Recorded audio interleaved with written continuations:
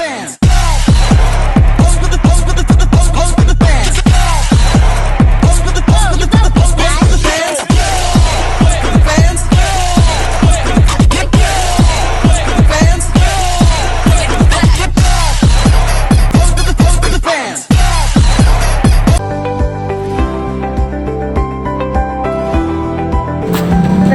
di sini saya akan menjelaskan tentang flow atau nilai. Nah, nilai ini yaitu adalah persentasif pelanggan terhadap manfaat yang mereka terima dibandingkan dengan biaya-biaya yang mereka keluarkan.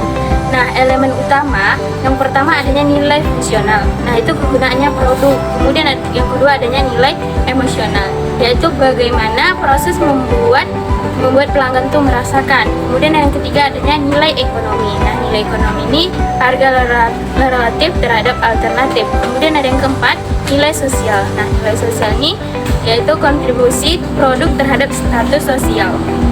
Nah, selanjutnya ada satisfaction atau kepuasan. Kepuasan pelanggan yaitu tingkat kepuasan yang dirasakan pelanggan setelah melakukan pembelian. 3 faktor kunci dari kepuasan. Yang pertama, ekspektasi atau kinerja aktual. Pelanggan mempunyai harapan ketika membeli suatu produk. Jika produk yang mereka beli sesuai dengan harapan, maka mereka akan merasa puas. Namun, jika produk buruk atau tidak sesuai dengan ekspektasi mereka, maka pelanggan akan merasa kecewa. Nah, yang kedua, evaluasi pasca pembelian. Nah, ketika pembeli telah membeli produk, mereka akan mengevaluasi apakah produk yang mereka beli sesuai dengan harga yang ditetapkan atau tidak. Nah, yang ketiga dipengaruhi oleh kualitas produk, layanan, dan pengalaman. Nah, kepuasan pelanggan itu juga dipengaruhi oleh kualitas produk, layanannya, dan pengamanannya. Quality atau kualitas, tingkat di mana produk atau layanan memenuhi atau melampaui harapan pelanggan. Jenis-jenis kualitas ada 3. Yang pertama yaitu kualitas produk terbagi menjadi 3, yaitu fitur, daya tahan, dan keandalan. Yang kedua yaitu kualitas layanan terbagi menjadi 3, yaitu responsif, jaminan, dan empati. Yang ketiga yang terakhir yaitu kualitas yang dirasakan. Persepsi keseluruhan pelanggan berdasarkan reputasi merek dan pengalaman. Di sini saya menjelaskan hubungan antara nilai, kepuasan, dan kualitas. Nilai, kepuasan, dan kualitas saling berhubungan. Yang pertama, kualitas tinggi berkontribusi pada nilai tinggi dan kepuasan pelanggan.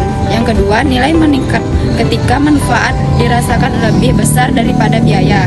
Yang ketiga, kepuasan pelanggan naik ketika produk memenuhi atau melampaui ekspektasi. Berikut contoh kasus nyata. Contoh yang pertama, seorang pelanggan membeli smartphone premium atau nilai tinggi dari fitur dan kualitas tinggi dengan hasil kepuasan karena kinerja melebihi ekspektasi. Contoh yang kedua, sebuah restoran cepat saji menawarkan harga murah atau nilai, tetapi layanan yang buruk menyebabkan ketidakpuasan dengan hasil kehilangan pelanggan meskipun harga rendah. Strategi peningkatan nilai, kepuasan, dan kualitas. Yang pertama itu ada peningkatan nilai, yaitu menyediakan fitur tambahan atau manfaat lebih tanpa menaikkan harga. Kemudian ada menyediakan program loyalitas atau diskon eksklusif. Kemudian yang kedua itu ada peningkatan kepuasan, yaitu mengelola ekspektasi pelanggan dengan transparansi.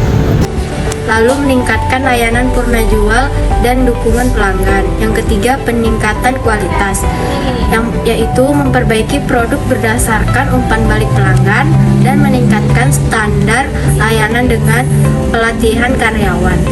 Baik, untuk kesimpulan, nilai, kepuasan, dan kualitas adalah komponen penting dalam menciptakan produk dan layanan yang sukses. Bisnis harus menyeimbangkan ketiga aspek ini untuk mencapai loyalitas pelanggan dan kesuksesan bisnis. Terima kasih.